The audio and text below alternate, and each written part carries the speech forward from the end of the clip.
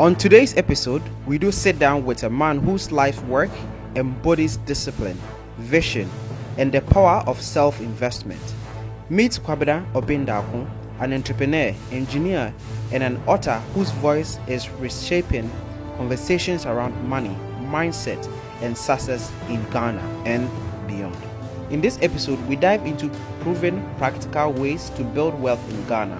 Whether you are a young person starting out, a diasporan looking to invest, or someone simply tired of waiting for opportunity and ready to create them, get ready to be educated, challenged, and inspired.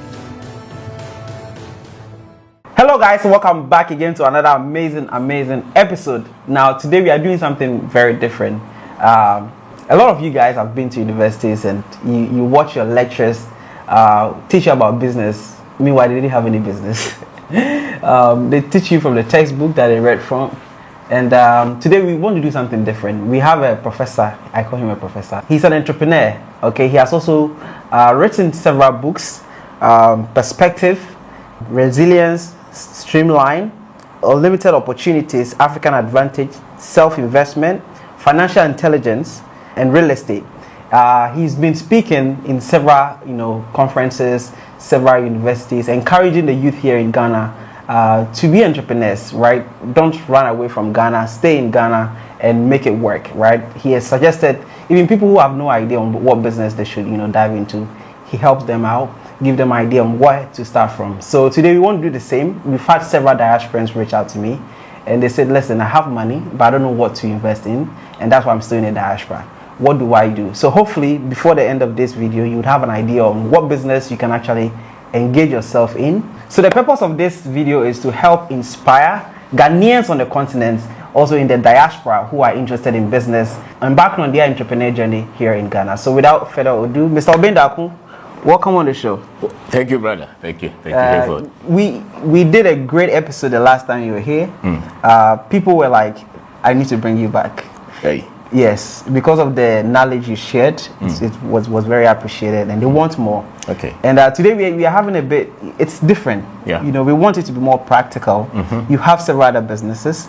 You are into fashion, right? You are into real estate. Now we want to give the people step-by-step process. What business? How much even investment amount is needed? Just walk them through the process to at least getting their first business set up. Just give us many business examples as possible. Wow. And you can introduce yourself. Okay. Yes. So my name is Kwabena Obindako. I'm an entrepreneur. I was trained as an engineer. I'm an author as well, and I share the ideas that we have picked, trying to do these things. So that's and I have wife. Not wives, one. And we have 3 children together. We are in Accra. We live here. So, how long have you been? Just so the people know, how long have you been in business for? Wow. So right after university, we fidgeted a bit, and we've not really been formally employed, so to say. So, completed Kwame Nkrumah University 2021. Tried, and then we tried somewhere, and then we came, but strictly from 2007 to date, we've been, getting up and falling down and, trying. So yeah. One thing you said is there's so many opportunities here in Ghana in terms of businesses that you can actually do and become profitable. Yeah. And earn in cities. Yes. That and become successful. You don't have to go anywhere. Most diasporans watching are interested in relocating back to Ghana, but sometimes they don't know where to start from. What even business? And I remember you said something that some businesses in the US will not work here. Absolutely. Right, so you have to know where you are, Ghana, and know what works. That's right. What works here in Ghana? Okay, so I think business, first of all, you have to really build the frame of mind, the psyche, the mindset. Generally, those of us who went to school, we speak English. 99% of the time, you are not taught or trained with the tools to come out and build business. I think much of education that are given or is given all over, not only in Ghana, is so that somebody else will build the infrastructure and you will just go and sit on it, and get paid every month. As an employee. Yeah, but you and I know that a high percentage of wealth and financial control and freedom. Does not fall into that. In that, it falls in people who have been able to build their own businesses. And their own investment. I see. The world as we have it, even if it comes to Africans, I think. I mean, even in Ghana, if you go to a lot of these multinationals, what they pay the foreigners, peanuts. It's different from what they pay the Ghanaians. And if you go to a lot of these other countries, it's the same.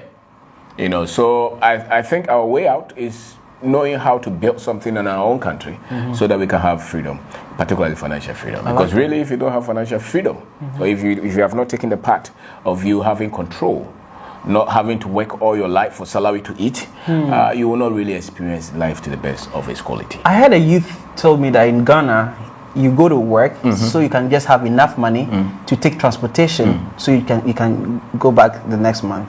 The salary is for just transportation. It's all over everywhere. I mean, if those countries that they say they are paid good salaries, why do they give them credit card and car loans and mortgage? If they are rich, then why do they need support? We don't have that. You see, there are differences in economic structures. The economic structure of Africa, especially Ghana, is entirely different from the rest of the world. And so you really have to study and understand. Success and building wealth is system. And one of the gifts that you can give to yourself, one of the education that you can really give to yourself is studying how systems are built. Systems are built. Every product you see it comes from a system, and every success, every infrastructure comes from a system. And the same with finance and wealth creation. You know, so you study the environment that you are. That environment works with a particular system. If you're not able to really separate it and identify it and understand it, you will not be able to create wealth. And that's the burden for many of our youth, that they live in a country that they really have not studied the kind of system that works to create wealth. And so he thinks that there's no opportunity here. But really, the whole world comes to our country. One of the things that you can do to yourself as a young person is to have the disposition to like a dry sponge. You're ready to learn, not to argue and combat. Especially when you don't have anything, and your finances are not good. Your parents are taking care of you. You're 25. You have completed university. 3 years you have not had a job. It shows that there's something that you don't know. But the thing is that you think you know. But if you knew, then what is the results? Yeah. So that should humble you enough to say that maybe there's more that I don't know. But many people will not take the responsibility of ignorance, you know, because of ego. So they will say that, yes, I know something. I train as an engineer, I'm a medical doctor, I'm a lawyer. Why are my finances not in good shape? It's because what it takes to learn or build wealth was not taught you. And many times, many of us have not taken the time to study. What are the sequence that if I want to create wealth, what are the things that I have to know? So in our country, much of it will not be in the so-called formal sector. So if you pick a typical graduate, if you ask him... working in the bank? Yes. If you want to start a business, they will say, okay, I will need a capital, I will need a business plan, you know, those things. And he's been waiting for capital for how many years? And he has his business plan, the accountant has done all the numbers, he's looking for help. Who will help you? You know, but the other guy who didn't go to school, he completed JSS. When he wants to start a business, what is business plan? What's capital? He just goes out. And start. And before you see it, he has something that is working. And that's why if you pick 100 of those who have not gone to school, maybe SS or low, and those who have gone to school degree, you will see that higher percentage of those who have been able to help themselves, building business. Are the uneducated ones. That's it. Why? Because the system is close to them. They understand what really works. So if you go to Makola, if you go to Edu Market, you will see a lot of them are there. And so the graduate person would have to go and learn that kind of education.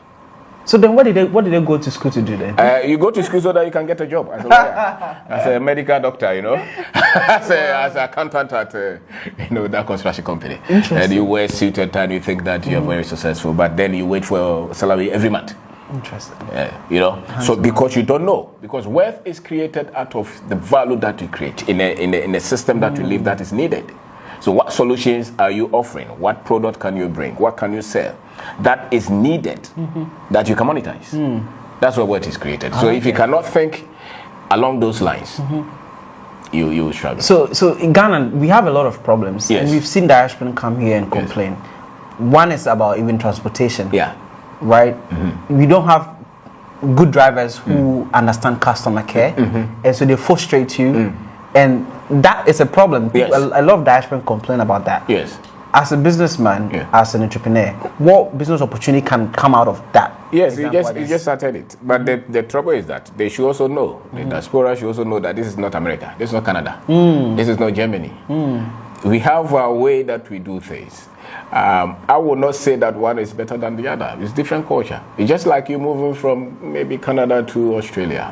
Different cultures, they understand that. But you see, we Africans, over the last 500 years that we have had this interaction with Europeans, Foreigners. they have not really placed us in their category in terms of intelligence and even humanity. And so, even if you are an African and you grew up in that system, you really have to tame yourself not to look down upon your own. Yes. Interesting. Yeah. You are trained to look. I mean, there were documents and scientific research. Europeans were just trying to say that the Africans were subhumans, and the ideology has not. They use the same ideologies to build, the foundation of a lot of the institutions that they have. They still have that kind of thing. That's why they will sit in New York and decide for African countries. What do you think? Because they think that they have higher intelligence. Yeah. And if you ask the average African young man, he will even agree to that. Yeah. That some race are more intelligent than us, isn't it? Yeah, I was working with somebody, one of my team, and then anytime he see a technology like a drone, Yes. you're like, oh my God, above way. But he doesn't know that it's just a product of technology. Right. It's an engineering product, and if you have the base knowledge, you're a human being. If you're trained, you can create it. So you really have to say that, okay, I'm coming to Ghana. It's a different environment. The way they work is different. I will not say that don't train them, but you pick them. You don't train a cat as if you are training a goat. It's a different environment, so to say, if it's a good example. But you look at Ghana. If you want to train a typical Ghanaian, you don't say that, oh, this is how we do it in this in America. So, no, you look at what they're doing and why you think it should be, it should have some kind of respect and maybe some kind of speed, some kind of wide area of service, if you want. These are the things. You said business is about providing solutions, isn't it? So if there is a problem with our transportation, you look at something that you carve that suits many of the people. So let's say maybe the maybe the car is old. Can you get them a better one? Not necessarily a new one, but a better one. If you pick a driver, can you train him on how maybe they should pay attention and respect and know that these people are the ones that are bringing you money, so you have to give them some kind of dignity, those things. But it's not like, we want to use a tarmac, there's a bus station. Do you think that the infrastructure, the transport infrastructure that we have, allow them will allow that, will support that? Not necessarily, but you can still innovate and create something that suits our environment. So I will come with the thinking of not thinking that we have a better way. The way loosely, the way people say that they have exposure. I don't see. Do you have, we all have exposure.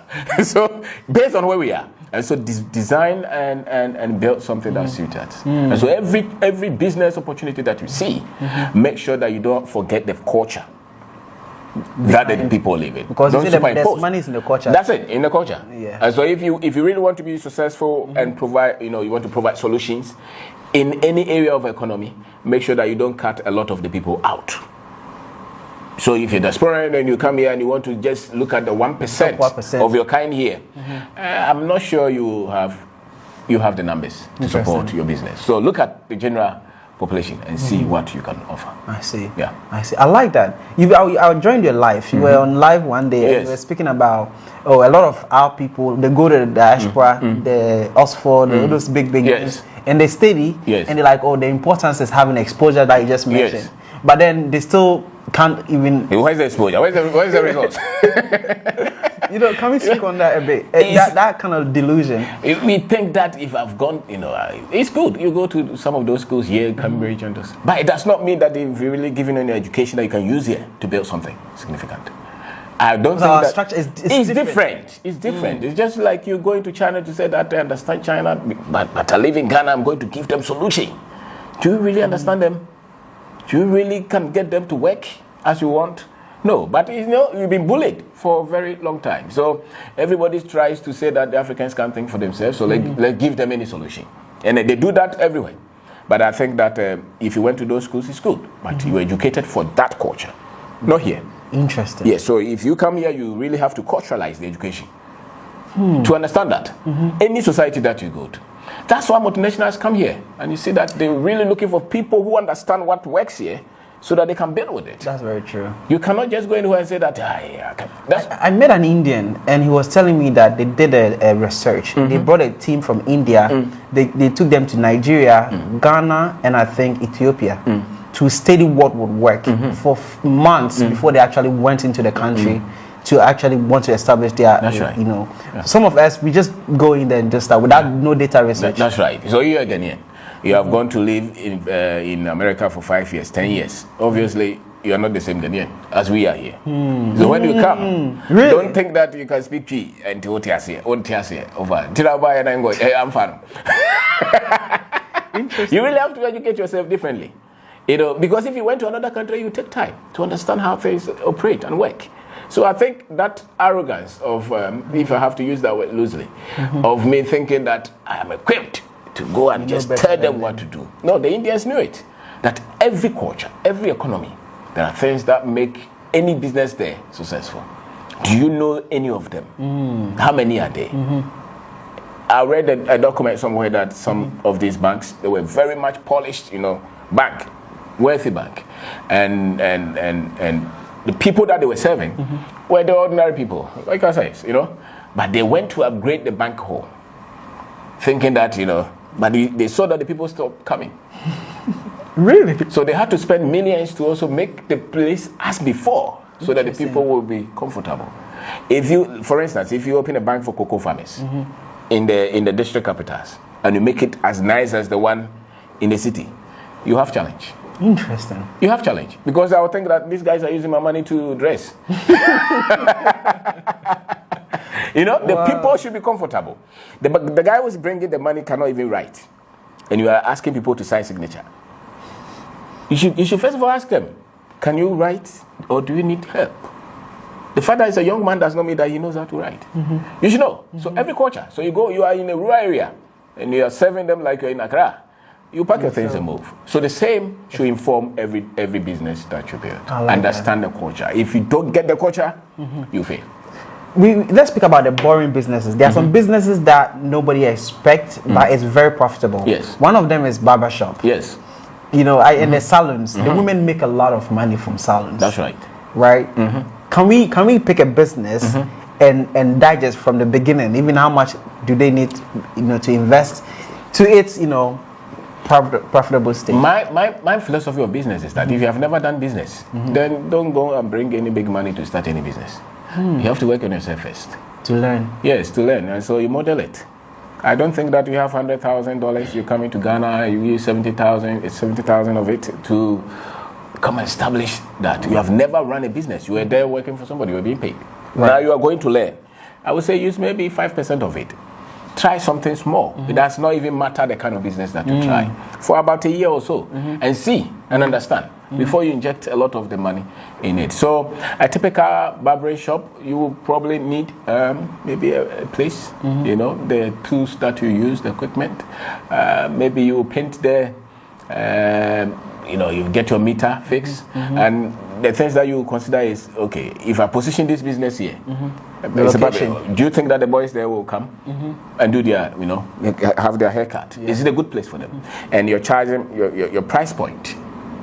Maybe you're at East Legon. Maybe you can charge, I don't know how much they charge here, maybe 50 or 70. 100 cedis. 100 cedis. Fair. Where I am is not 100 cedis. But Really? so if you come there and decide for 100 cedis, you struggle. You know, it's 30 cedis. So it depends on where the price point that you are. And the price point should inform how much of even the decoration and the tools and the machines that you use. Other than that, you inject money in, and 4 years you still don't have the kind of money that you put in back. Interesting. You know, so the area and how you price is key. That's key. Yeah. Interesting. Wow. What other businesses? I mean, you are into fashion. Yes. Can we speak about that? In the beginning, when you started your fashion, how much did you even start, you know, the fashion? I start with we were fidgeting. Our story is different. You know, my wife is here. She's a mathematician and she has MBA as well. We were in the same university. I senior head. That's the only thing. So we how we started. I was into projects. I was into engineering works, construction, we were building, hospitals. We were doing proposed renovation works. But along the line, we thought that we should start something. So we went to one of these malls and we asked for a place just to sell on a table. So that we didn't go there to get a space. And they said that, you could get this space. And we said, we don't have money for rent. He said, we can stagger it for you. And so they started on a table. On a table, and we didn't even do the interior decorations and things like that. No. We just put it there, and then we saw. And even what went, the idea was to sell bags, but we saw that people were asking for the accessories more. So from the business, we started to do the shares and things like that. And then somebody told us to move to ANC. Went there, and then we. Just about the same time, malls started to spring in Ghana. So we just got involved in that. So it was not just something that you sit down to plan and do your calculation and say you need $200,000, $500,000 kind of. You have to start small. We didn't have any option to start big anyway. So that's about it. But now, we have some of them that are working. Yeah. What sectors will you recommend to diasporans or even Ghanaians to start their business in? What sector? Agric is a major player. Agriculture. Yes, from the land to the chef. Yes, anything that anybody else is doing on the land, any production on the land, any crop. You see, God has blessed us so much that one of the best gifts that we have is the land that we have, and it's available from here to Boko. Land everywhere. And if you want 100 acres, 500 acres, you can have it. And the price, many people can afford it. 1 acre, 2 acre, 3 acre. People are producing vegetables. People are producing maybe short-term, vegetables or cassava, plantain. So people are even going for cocoa, cashew, orange, palm, those things. So any stream at all. I think that if you're an African, you must own, especially if you're Ghanaian, you must own a land. A farmland. A farmland. Yes. Really? Don't discard it. Not at all. Because many of our grandparents who were very much rich. I come from the south, cocoa farmers. Yeah. Many of the people that we saw were rich, were cocoa farmers, honest. And so there's nothing wrong because our financial infrastructure has not really changed that much. This is one of the areas that we can. It's a lot of work there, but there's nothing wrong if you're a young man and you own some of these things, especially look at where you come from and see. And even if where you come from does not have land, I'm sure Ghana, as we are, if you want to own, there's plenty land. I think all of us should look at. I spoke to a gentleman when I went to the Volta region, and he's farming tilapia, and he's very humble, so he didn't tell me his numbers, but I did the calculation, and he's making over $1.5 million from tilapia. That's it. In Ghana? Yeah, but you wouldn't expect to make that much money farming tilapia. Obviously, it took time, 10 years before he got to that. Yes, point. So I think from fishery to animal husbandry, everywhere. This is what we have. We may not be able to make maybe satellites or jets, but we can do something on the land at least to create the wealth that we are all looking for. So if you want wealth, look for demand. And a lot of it, look at what Burkina Faso is doing. Producing all these things that Ghanaians now have to take care to import them. And so I think all of us, if you're looking for wealth, if you want financial freedom, you cannot cut these areas out. I know young people now who are buying cattle. What we do, the things that we teach, the seminars, what we do on radio and TV, a lot of the young boys are now, they are not using their money to buy cars. They're not investing in cattle, in sheep, in goat, in fishery, in cocoa. I had a gentleman that I reached out to, and he said he knows you very well. Whoa. And he had money, and he was about to apply for a visa to go to, I think, the US or something like that. And someone introduced you to him, I think one of your videos. Yes. And I think after he finished watching the video, he decided to open a small shop selling phone cases instead. Whoa. Now he has 6 different locations. The money, literally. And the money that he was, taking abroad, now he used that to invest into the business, and now he's profitable. And that's the greatness that the impact that you have on the youth. That's right. Things are changing. Yeah. It's not because they didn't want to do it, it's because they had no idea that this is the way forward. And sometimes we think it's just the youth here. No, sometimes the diaspora themselves Wow. are victim of that. They don't know where to start from. They don't know what to do because they think probably it's not, except the real estate market, which is high entry point. You need a lot of money to get into this. We are into real estate. You need a lot of money, and if you don't have the machine creating the money, you would want to go for loan, and our loans are very much expensive. So that is non-starter. You know, so until your business is at a stage where you can take something from the profit and invest in real estate, I don't think you should go there, because any money that you put in real estate does not come back. You know, the gentleman story, we have a lot of them like that. I will go for financial freedom than degrees. Yeah, I will go for financial freedom than visa or profession. Because if you're sick now and you need 100,000, you shouldn't beg somebody. So now he has his businesses. If he wants a lot of degrees, he can go for them.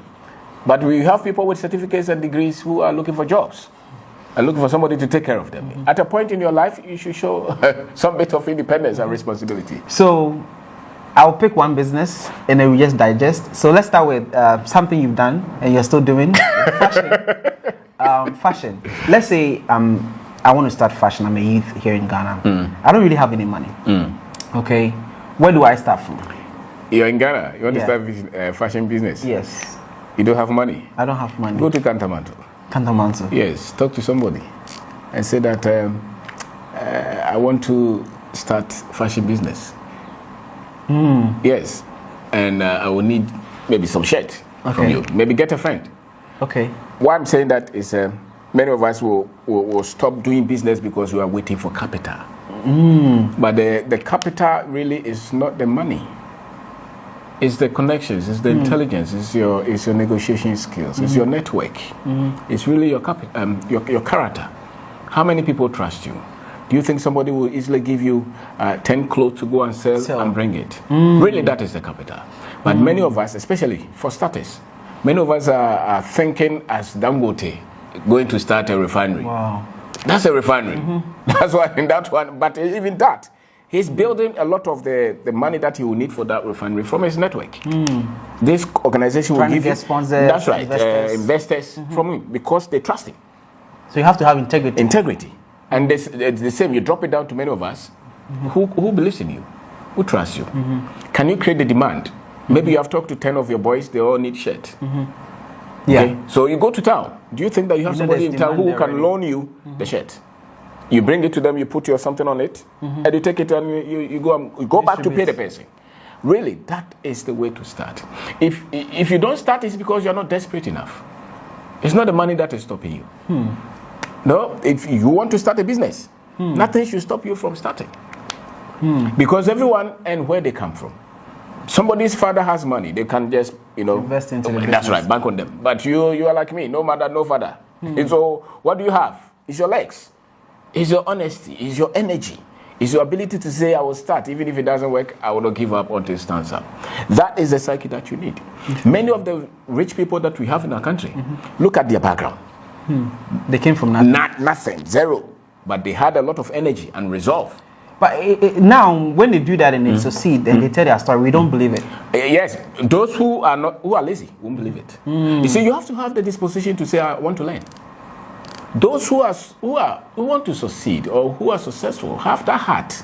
There's some bit of humility, not challenge. It's humility. Ask questions, but you ask questions to learn. You don't ask questions to shut it down. And so if you have that kind of thinking, I won't challenge you. Life will teach you. Yes, but if you want to do something with your life, this is what they're saying. That they didn't have anybody to support them, but they had the energy, they had the determination, they were consistent, they persevered. That's why they won. So you can't use you're using phone. Your phone is 3,000. You're looking for capital. It's a laziness of mind, and that's what when you tell the youth, they think that you're being arrogant, but that's not it. Or if you really need money, there's something all of us have. I know people using iPhone 15. And how much is that one? It's 15,000 cedis. And you're looking for capital? Yeah. From who? No, it's because you are not consuming your vision so much. The moment you believe that I want to do something, everything that you have, if you really need money, you put it there. You go and sell it.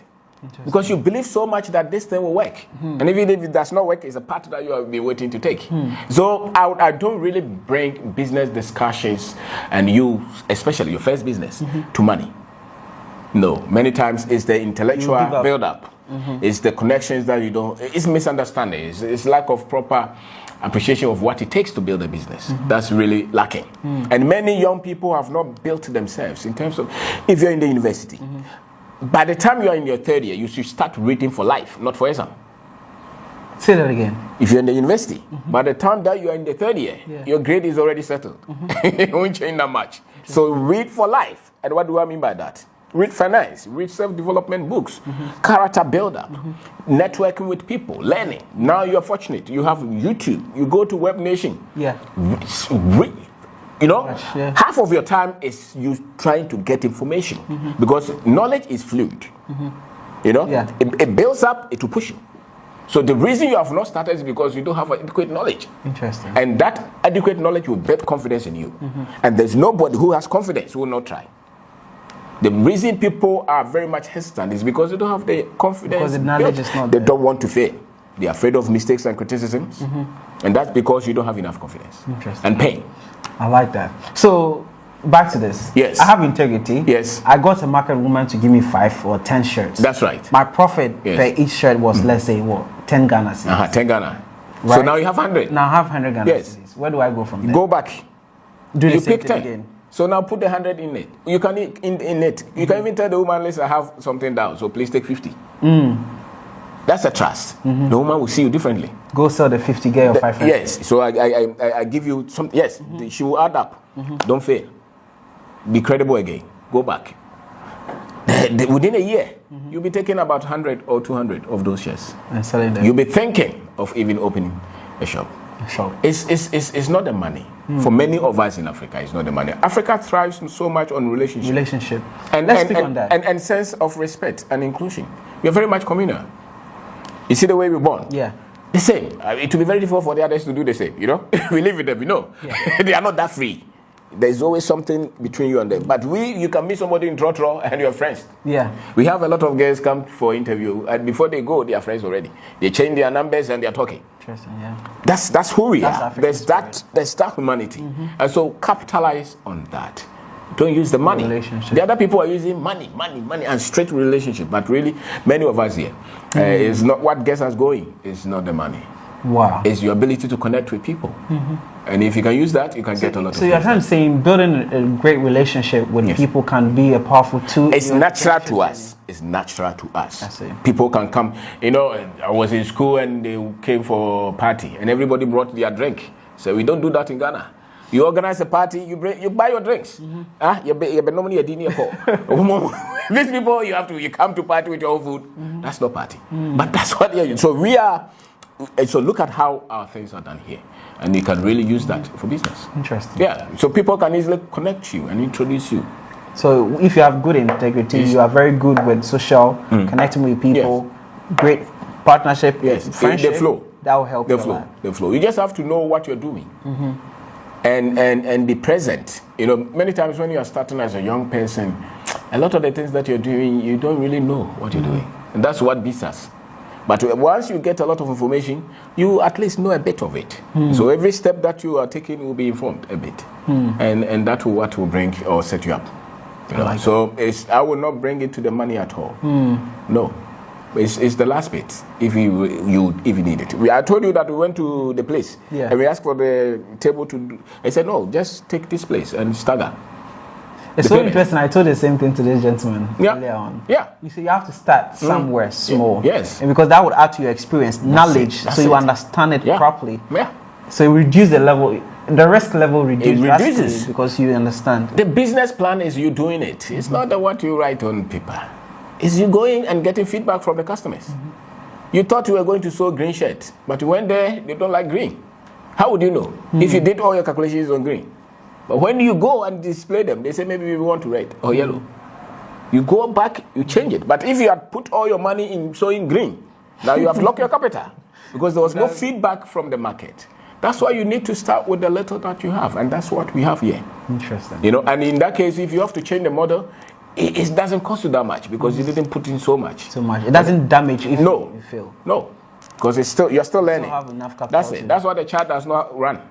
Nature says that you want to walk one step at a time, isn't it? Yeah. Even if you want to cross a river or some water on the road and you don't know, do you jump in it? No. One step at a time. And if you're fortunate, you will know. You know, that's it. Yeah.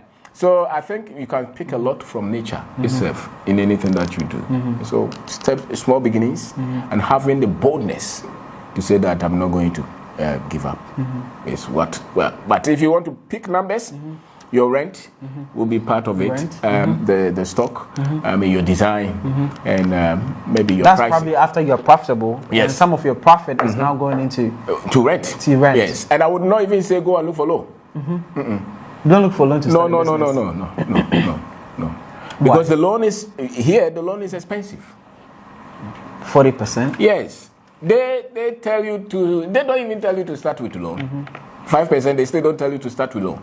And here with 40, 50%, some of them even charge 5% a month. You know.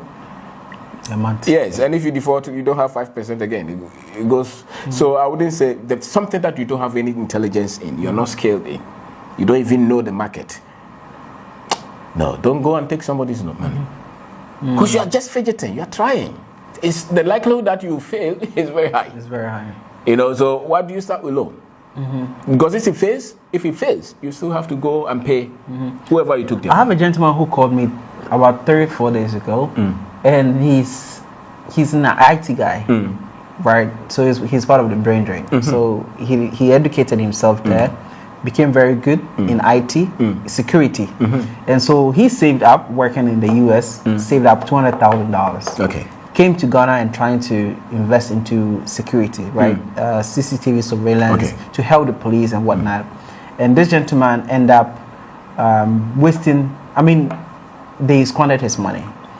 He went through a politician. This politician told him to meet this person, that person, that person. He rented a whole office, right? So he invested this amount of money, but because he's coming into this environment without understanding how this is, how things works here, he invested this amount and now he lost everything. Yes.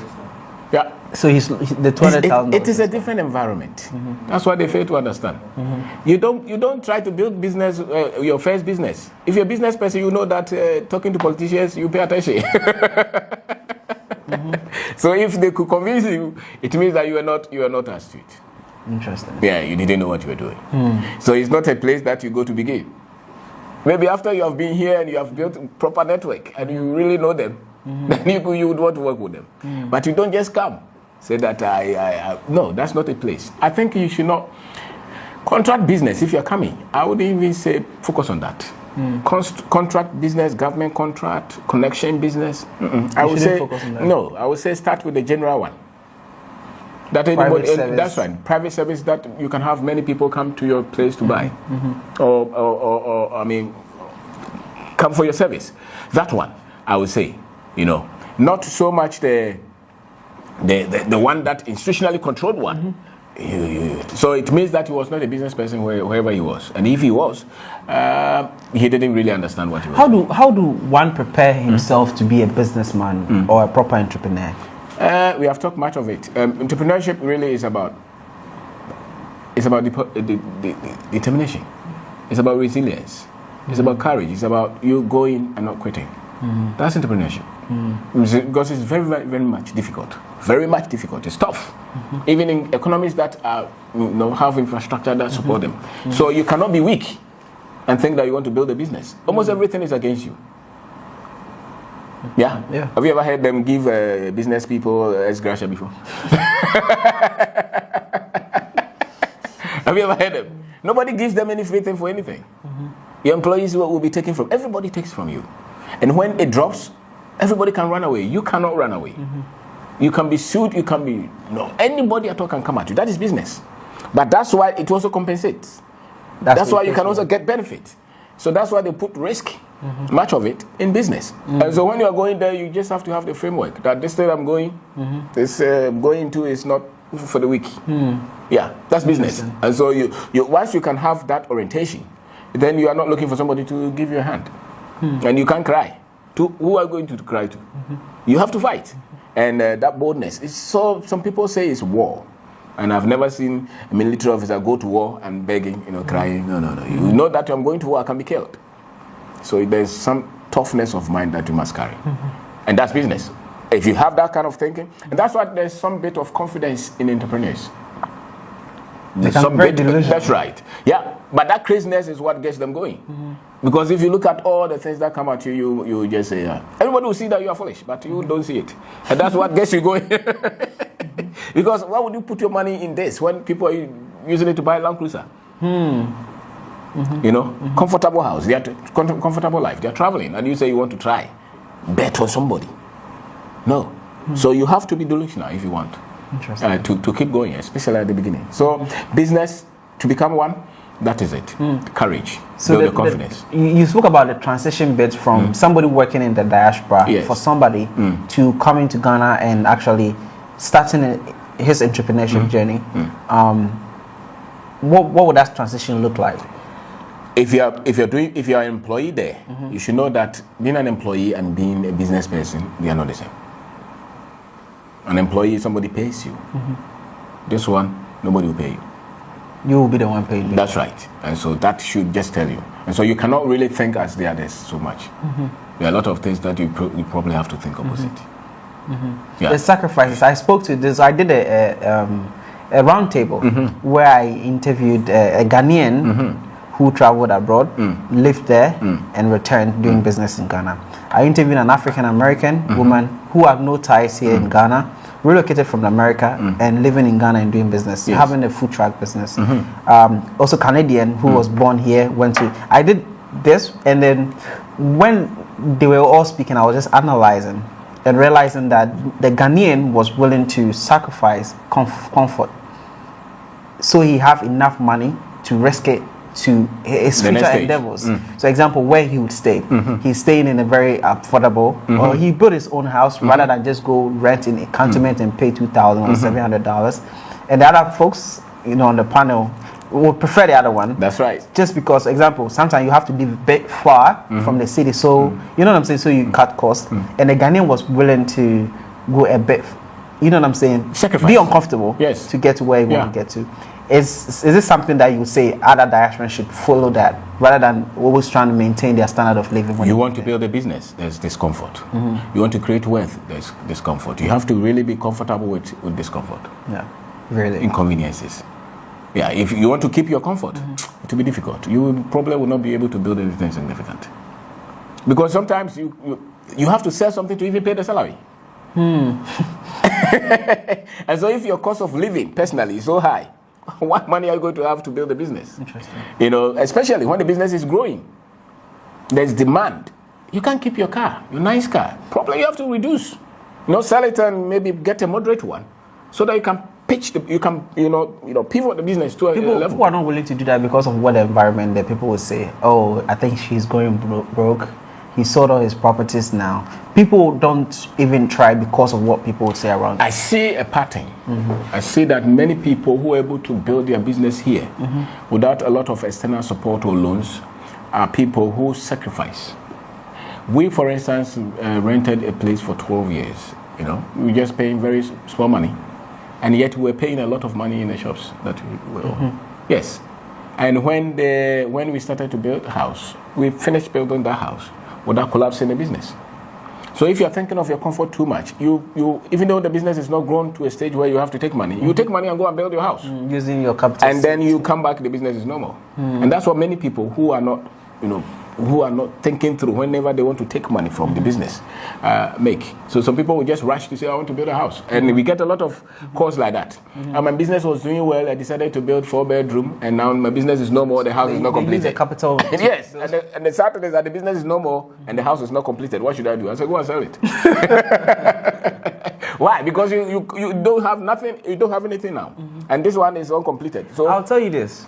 Sometimes it's families. So let's play this out. There's a young man who is making, let's say, 5,000 Ghana cedis a month. Revenue, not profit.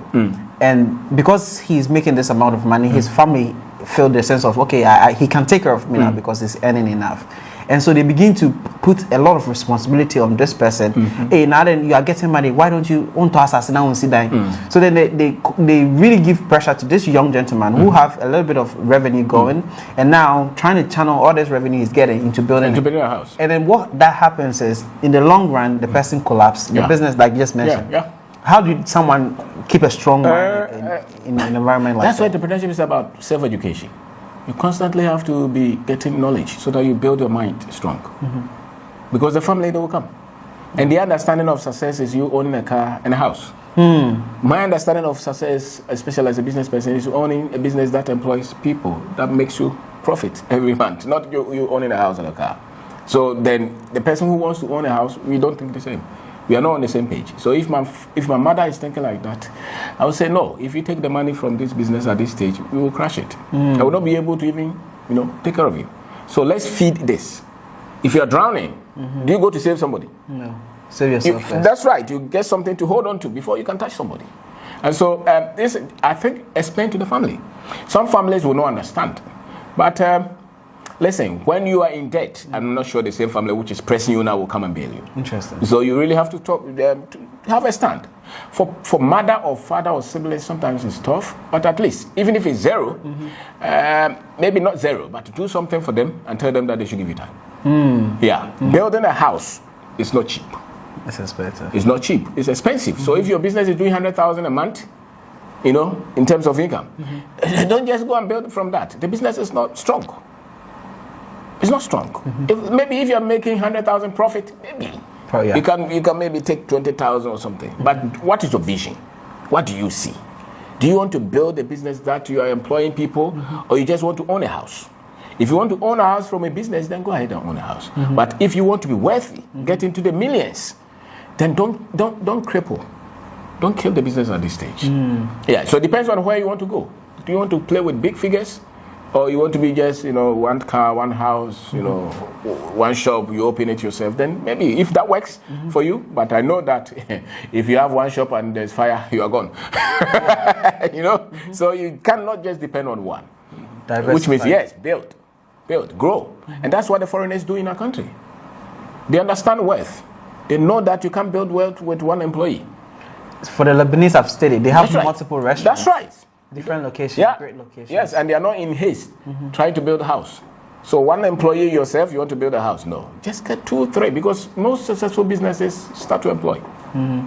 That's what I've done. I've partnered with someone and they're building an estate. So that's a bit on the higher end. So once you're building an estate, then you are creating wealth. But if you use the same money to get a nice place here and build, and you live in, and some people say they want to retire for 2 years or 30 years. Listen, Africa needs you. We need to solve problems, so we cannot think like the others. The problems that are very much pertinent to us. You and I, we are the ones to solve it. So you cannot be successful in Africa and think only of yourself. And you cannot even think as the so-called successful people outside Africa. Especially Ghana, Nigeria. No. Our success must be communal. Elaborate on that. It means that the problems that many of our people are facing, we are the ones to solve them. So it's not about you buying a nice car and a house. We are not You must create solutions for our society. Yes, in our society. And that should be our burden. And I think our joy should come from that, than you even owning a car. You should be able to say that I've set young men up and they are doing something for themselves. We should be able to switch it, that our young men will be very happy to build wealth in our country than trying to get a visa to get out. And that is our duty. It's not just only with the government. And so if you've been able to build something successful, let others see and teach. Because our greatest deficit is knowledge. The knowledge about ourselves, the knowledge about how to create wealth in our environment. So if you've been able to find it, don't keep it.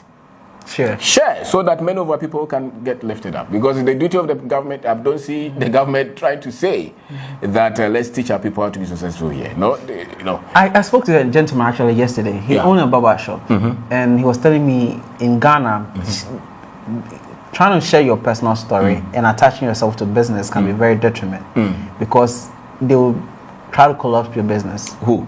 It's a gentleman who said it. Well, those are some of the beliefs that they have said over and over. I don't think there's anybody there trying to collapse anybody's business. No, I don't think so. I think that the business will collapse because of you, and many times. How many times have you seen the government instrument going after an ordinary person who's trying to do something? Many times it's only when you get involved in politics. Interesting. That they think that you finance the opposite. So let's touch the finance. But if you're an ordinary person, I don't think that somebody will say somewhere to plan that Hayford is building estates. Let's go and crash it. I don't think so. No. If it used to be, fine, but I don't see it. Interesting. So we shouldn't so much hide. They can come and say whatever they want to say, but their intention is not to really crash you. They may want to let you know that there are some things that you have to follow, but really, because among all the places, even the regulators, there are people there with good heart who really want to see our people succeed. They may not come out to encourage you, but they will not be the ones trying to prevent you from becoming a success. Speaking about being successful, right? Do you think everybody, 33 million people in Ghana, it's possible for everybody to be successful? Success is merely principles. If you get the principles right, you'll be successful. But for the whole nation? Yeah, if the nation wants to become successful, just get the principles, just as that. Do you want to record? What do you need? Camera. You need this. Once you get those, you'll be able to produce the video, isn't it? Yeah. The same with success. People who are successful are very much vision-oriented. They have the skill to connect with others. They are frugal with money. They are long-term in thinking. They are not wasteful. They have problems that they are solving in society. So anybody who falls in that range, you'll be successful. Yeah. So it's not on some people to become successful and others not to become. It's just a disposition. It's training. It's a skill build-up.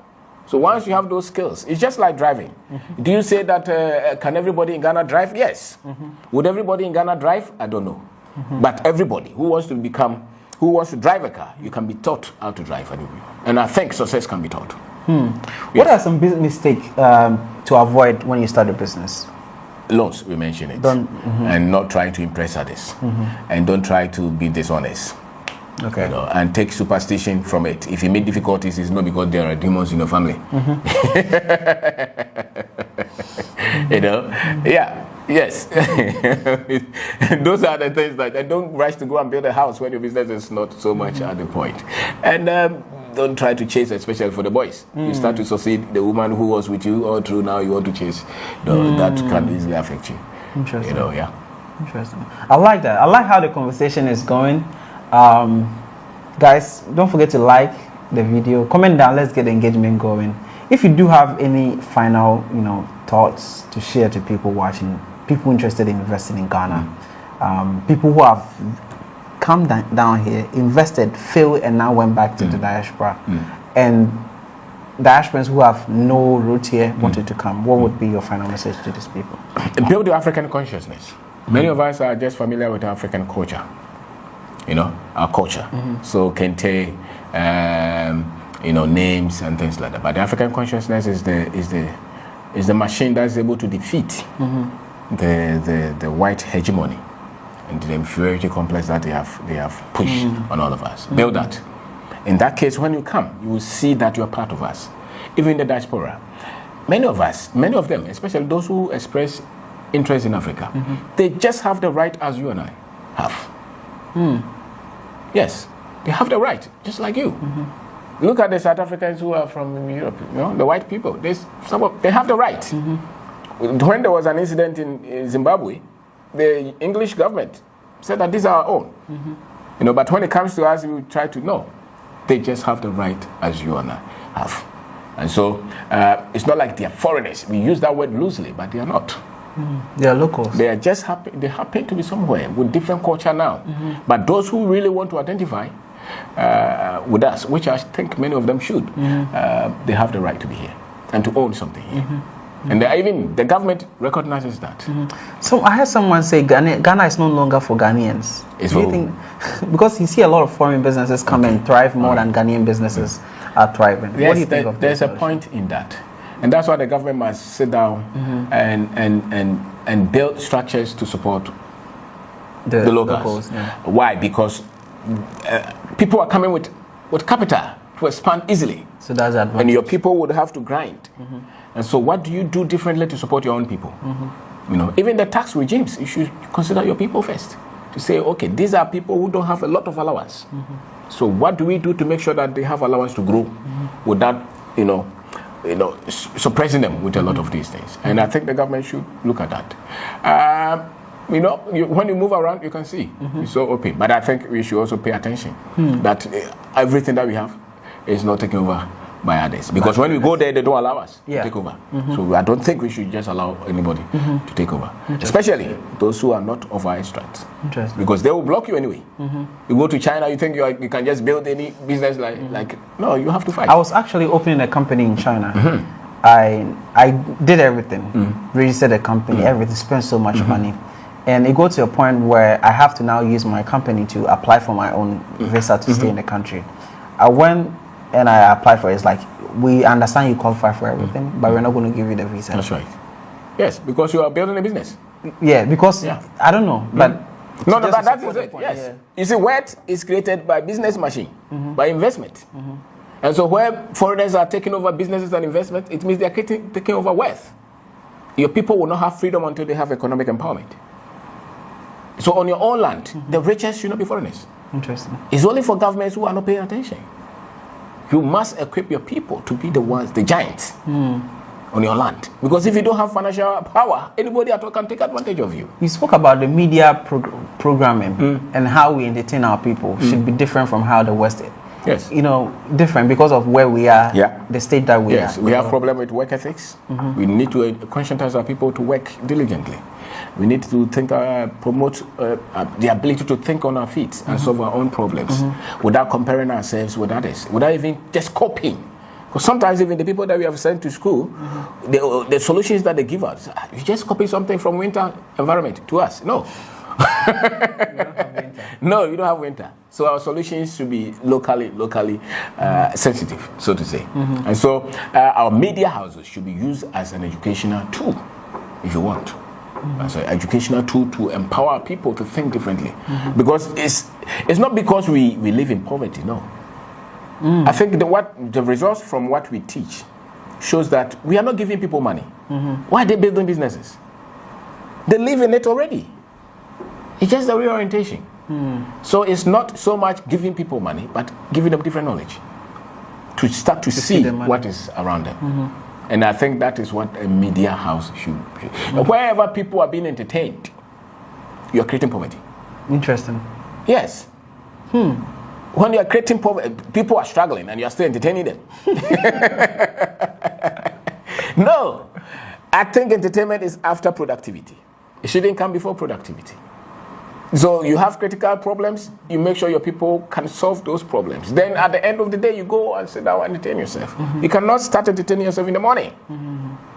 But we know Africans, almost everybody has told us that we are the ones to do the sports and sing and do movies. How about the computer?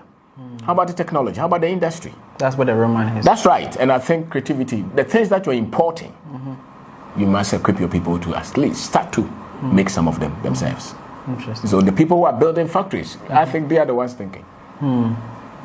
Yes, not the ones who are trying to sedate you cannot amuse a person who's already struggling. No. The reason why we can't compete is sometimes we want to do everything by ourselves rather than partnership. You were telling me behind cameras that people were able to come together to buy our platforms. Yes, many people. We have created a platform where people are connecting. People are just becoming business partners. I know over 100 people have come together to buy 500-acre land for farming. So the things that we do, what has come out, which we did not really have the intention originally, was that now people are connecting. Because before, maybe when you were abroad, you just connect with your brother or your sister or your friends. They will not maybe want to even build a business. But now you have people who have interest in building business, connecting with them. Is it an open platform that people can just... Yes, anybody at all can join. Oh, okay. Yes, and especially our Facebook, they connect. Our YouTube, they connect. When we're doing seminars, people come there to connect, and they're partnering. And in any society that trust is low, wealth creation struggles.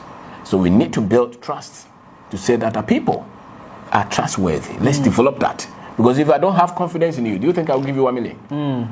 No. Okay, so it means that the more we continue to say that our people are not trustworthy, what we are doing is that we are jubilating our poverty.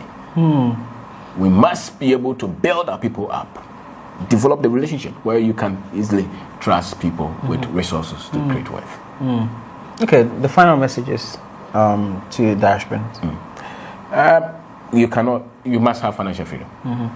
And financial freedom means that you don't need to work for money to live. It means that you get into a stage where the money that you have had, you have worked for all your life, are invested in things that work independent of you. So that those things, the money that comes from those, will help you to live and help others. Until you get to that point, you are not financially free. It does not matter. Financial freedom is not in the salary, but is in the things that you don't have to be there, that are able to work to bring you money. It means that pay attention to the farms that we are talking about. Sometimes you can go to any village that you go to. There are problems that you can easily offer. Drugstores, water, toilet, schools, financial services. You may not even look at Accra. There are so many communities in our country that are waiting for you to just, plant something there for service. And so I think that you put money in those monies will work for you all your life. And that's where freedom is. So financial freedom, for me, is a desire that all of us must have. Because if you don't reach financial freedom, I'm not sure that you'll be able to really express your greatness, because somebody will always control your time. Interesting.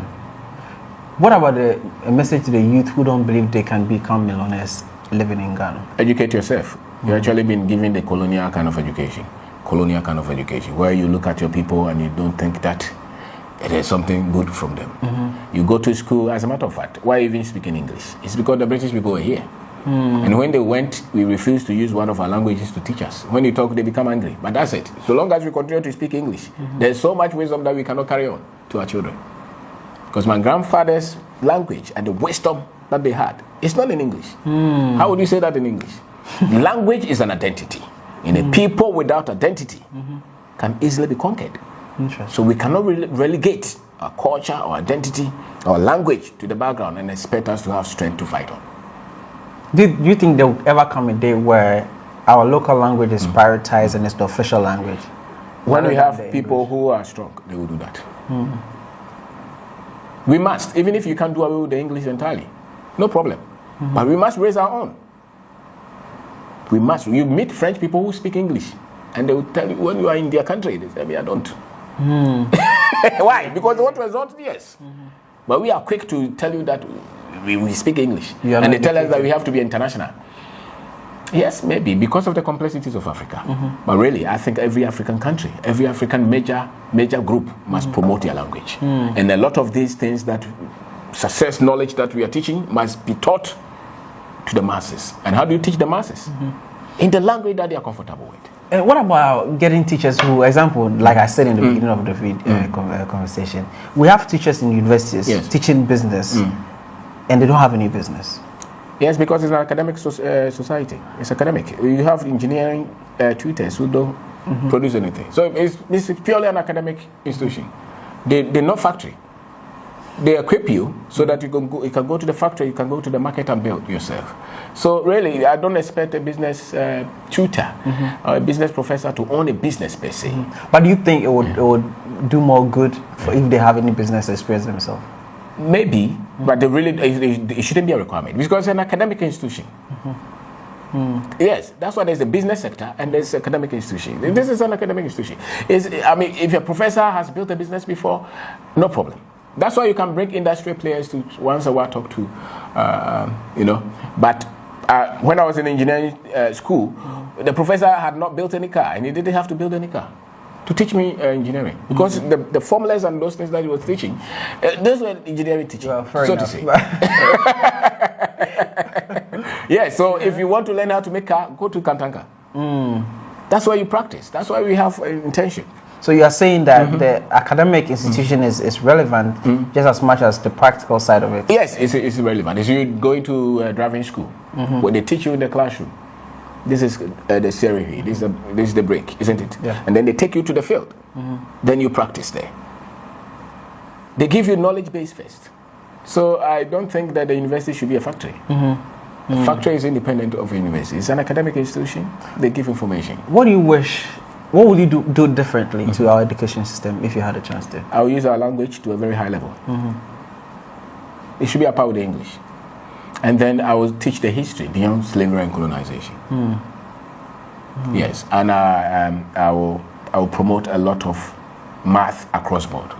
Mathematics. Yes, across board. Even if you're doing history or you're doing drawing, some bit of mathematics.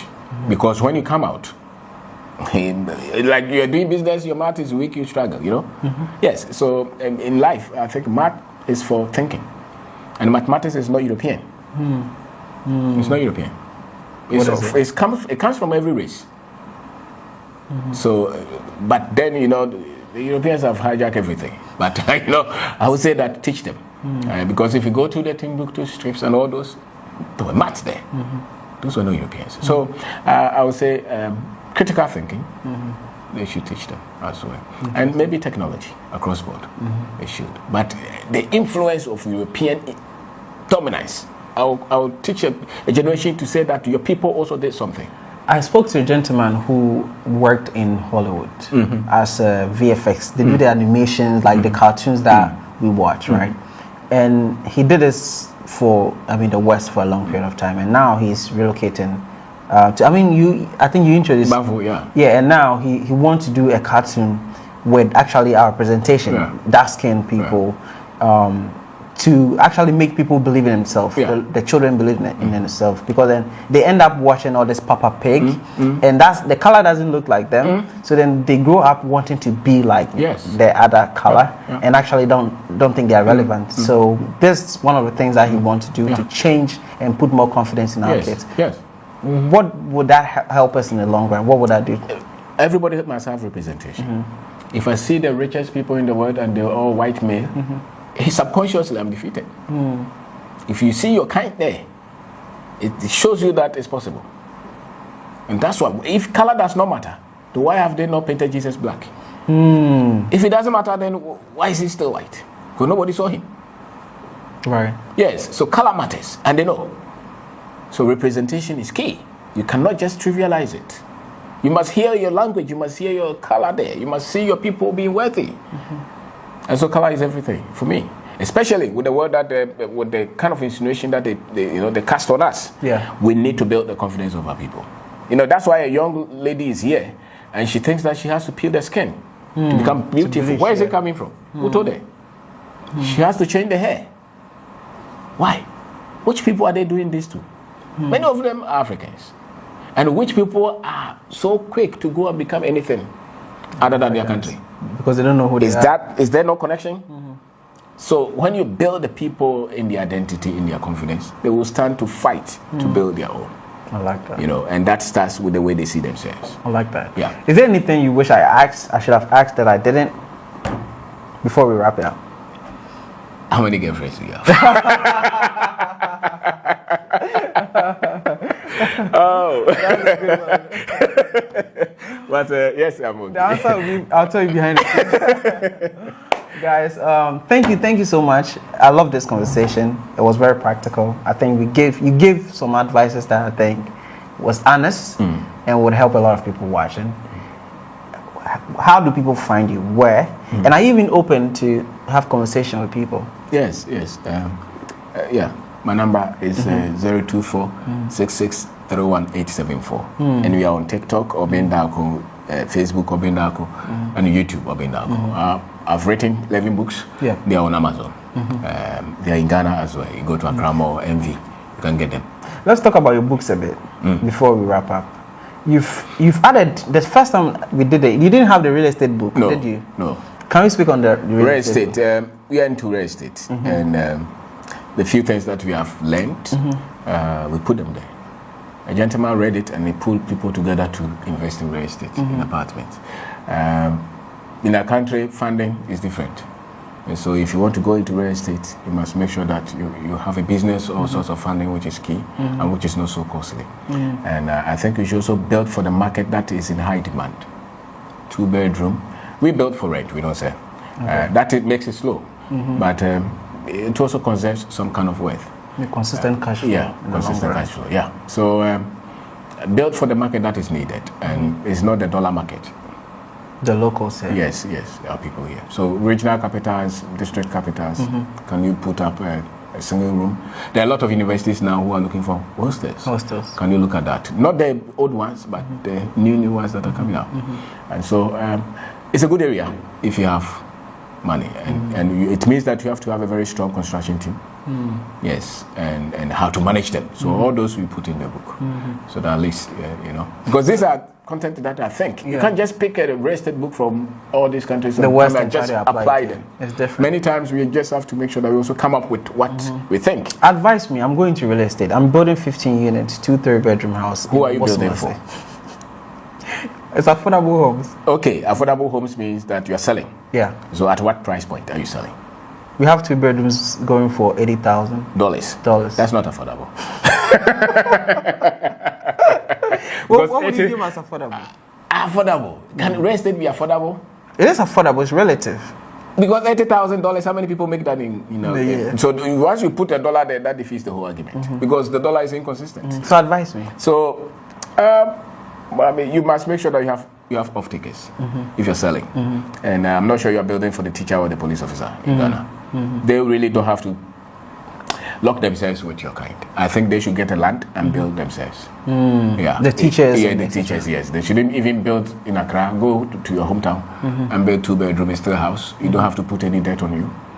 Like that. But there are a lot of people who can afford what you're building, and a lot of them will be business people, businessmen and women, people who use those currencies that you're charging in. Yeah. But I would say look for off takers. Don't complete them and look for buyers.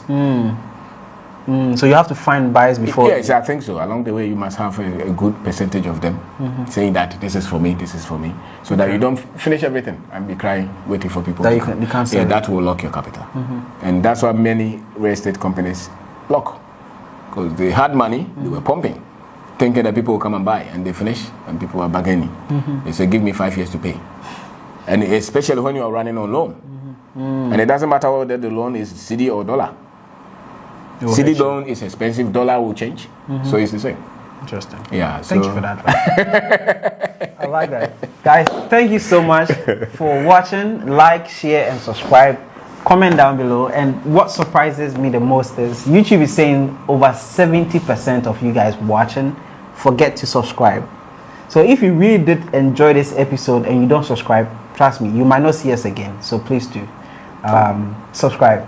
All right. Thank you once again. All right. So without further ado, all right.